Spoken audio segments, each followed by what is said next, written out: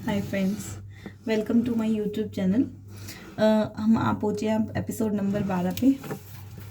हम एंटर करने जा रहे हैं अब सावन मंथ में। आषाढ़ और जेठ मंथ को डिस्कस करने के बाद अब हम डिस्कस करेंगे श्रावण मंथ। तो जो सावन मंथ रहता है ज़्यादातर इसको बोलते हैं डेडिकेट रहता है लॉर्ड शिवा परिवार की तरफ। लॉर्ड शिवा की पूजा करते हैं हम इसमें, और लॉर्ड पार्वती जी की पूजा की जाती है ना। इस प्रत्येक सोमवार को हम शिव जी की पूजा और प्रत्येक मंगलवार को हम मंगला गौरी देवी माता पार्वती की पूजा करते हैं। इसके अतिरिक्त कुछ और अन्य तीज त्योहार इस पे आते हैं। चलिए डिस्कस करते हैं उनसे। तो स्टार्ट करते हैं अन्य त्योहार कहानियों से। श्रावण मास के कृष्ण पक्ष की पंचमी को भैया पाचे मनाई जाती है। तो ये भैया पाचे हम भी बचपन से मनाते आते हैं। ये भाई लोगों के लिए मनाई जाती है। इस दिन प्रातःकाल सिर धोकर स्नान करते हैं। एक थाली में पहले दिन रात को भीगे हुए चने, मोट, पैसे, हल्दी, कच्चा दूध मिलाकर पानी भरा हुआ लोटा रखकर कीकर के पेड़ पर जाते हैं। एक टहनी पर जल चढ़ाकर हल्दी से टीका करते हैं और सबके माथे पर हल्दी से टीका लगाते हैं। लोटे पर भी मोड़ी बांधकर सतिया बनाते हैं। झाड़ी की टहनी को कांटों पर मोट बोते हैं। फिर अपनी साड़ी के पल्ले से अपने माथे पर कीकर की टहनी को 7 बार छूकर कहते हैं, झाड़ भरे मेरा बीर भरे, झाड़ भरे मेरा बीड़ भरे। इसके बाद कहानी कहते हैं। कहानी कहते सुनते हाथ में मोट चने लेकर छीलते रहते हैं। कहानी सुनने के बाद छिले हुए मोट चने वहीं पर चढ़ा देते हैं। फिर विधायक महाराज की कहानी भी कहते हैं। तो चलिए चलते हैं भैया पाचे की कहानी की ओर। एक राजा था, उसके 7 बहू बेटियां थी। 6 बहू का पियर था, बट 7वीं बहू का पियर नहीं था। इस एक दिन सारी बहुएं कुएं से पानी भरने गई तो आपस में बोली कि जल्दी जल्दी पानी भर लो, बाद में धोख मारने जाना है। कुएं पर कोई एक जनी उन 6 बहुओं से बोली कि तेरी जिठानी क्या कर रही है। तो दूसरी बहू बोली कि वह 6 बोली तो वह तो चरखा काट रही है, उसे क्या मालूम कि भैया पाचे क्या होते ही है, क्योंकि उसका कोई भाई नहीं है। ये सारी बात एक सर्प सुनकर उन 6 बहुओं के पीछे पीछे चल पड़ा। घर में आकर सर्प ने आदमी का रूप लेकर 7वीं बहू से कहा, बहन राम राम। वह कहने लगी कि मेरा तो कोई भाई नहीं था, तू कहाँ से आ गया। भाई बोला, बहन तेरी शादी के बाद मेरा जन्म हुआ है, इसलिए तू मुझे नहीं जानती। फिर वह अपनी सासू से पूछने गई कि मेरा भाई आया है, क्या करूं। तब सास कहने लगी, तेल से चूल्हा लीप ले और तेल से ही चावल चढ़ा ले। ऐसा करने पर न तो चूल्हा सूखा न ही चावल पके। फिर वह पड़ोसन से पूछने गई।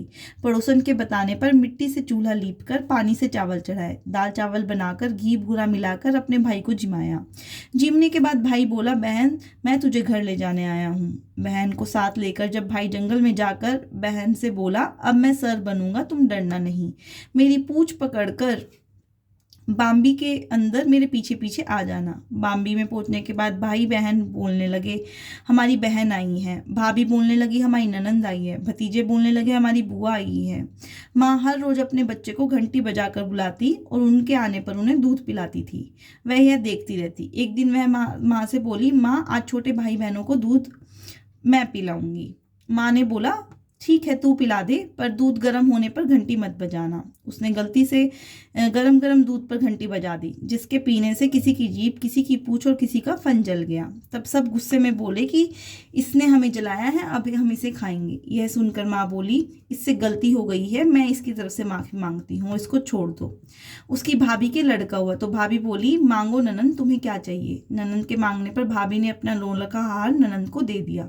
कहा कि अगर तुम यह पहनोगी तो हार रहेगा, यदि कोई और पहनेगा तो गले में सर्प बन जाएगा। राजा का लड़का उसे लेने आया तो उसने भगवान से प्रार्थना की, हे भगवान अब बाम्बी की जगह महल चौबारा बना दो। जब उन्होंने वहां रहते रहते 2.5 दिन हो गया तो राजा का लड़का पत्नी को लेकर जाने की बात कहने लगा। विदा करते समय उन्होंने बहुत दास दासी, हाथे घोड़ी, धन दौलत देकर विदा किया, परंतु जाते समय राजा का लड़का अपनी धोती भूल गया। रास्ते में याद आने पर लड़का पत्नी से बोला कि मैं अपनी धोती वापस लेकर आता हूँ। तो पत्नी बोली कि उन्होंने हमें इतना सब कुछ विदाई पे दिया है, फिर भी पुरानी धोती लेने जाओगे तो मेरी भाभियाँ क्या कहेंगी। उसने कहा कि ऐसा नहीं होता, नया मिल जाने पे हम पुरानी चीज़ तो नहीं छोड़ देते, मैं अभी अपनी पुरानी धोती लेकर आऊँगा। राजा के लड़के ने वहां पर जाकर देखा तो वहां पे कोई महल न कोई चौबारा, और उसकी धोती कीकर के पेड़ पे लटक रही थी। यह देखकर राजा का लड़का पत्नी पर तलवार तान कर खड़ा हो गया कि अब सच सच बता, तो मैं तुझे नहीं मारूंगा। तब पत्नी ने राजा के लड़के को बताया कि कुएं पर देवरानी जिठानी बोली मार रही थी कि मैं भैया पाचे क्या जानूं, मेरा तो पियर ही नहीं है। यह सब कुछ सर्प देवता सुन रहा था। मैं मेरा धर्म का भाई बनकर आया। आपके आने की सुनकर मैंने तो भगवान से सिर्फ 2.5 दिन का पियर मांगा था। घर आने के कुछ दिनों बाद बहू के लड़का हुआ तो उसकी ननंद भी बहू के पूछने पर बोली कि मैं तो वही नौ लखा का हार लूंगी जो तुमने अपने पीहर से लाई हो। तब बहू बोली कि तुम कुछ और मांग लो, मैं सब कुछ दे दूंगी। यह मेरे 2.5 दिन के पीहर का हार है। अगर मैं ये पहनूंगी तो सोने का रहेगा, यदि कोई और पहनेगा तो सर्प बन जाएगा। तब ननंद बोली कि मैं तो यही हार लूंगी, नहीं तो कुछ नहीं लूंगी। तब बहू ने हार ननंद को दे दिया। जब ननंद हार पहनने लगी तो वह सर्प का बन गया। यह देखकर बहू बोली कि मैंने तुम्हें पहले ही बता दिया था, यह मेरे 2.5 दिन के मांगे पीहर का हार है।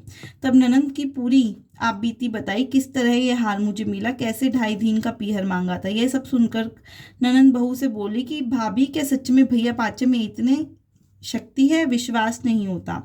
तब बहू के ससुर राजा ने ढिंडोरा पिटवा दिया कि श्रावण में पंचमी के दिन सब कोई भैया पाचे बनाए। चने मोट भिगोकर कीकर के झाड़ में पिरोए, चने मोट में धोकर इन्हीं का बाना मीन से कहते सुनते हुकारे भरते, फिर विनायक बाबा की कहानी कहे। हे भगवान जी, आपने जैसा उसको पीहर दिया सभी को ऐसा देना। धन्यवाद। आई होप आपको ये स्टोरी पसंद आए हो। तो मिलेंगे नेक्स्ट एपिसोड में, हम और डिस्कस करेंगे कामिका एकादशी के बारे में। जय श्री कृष्ण।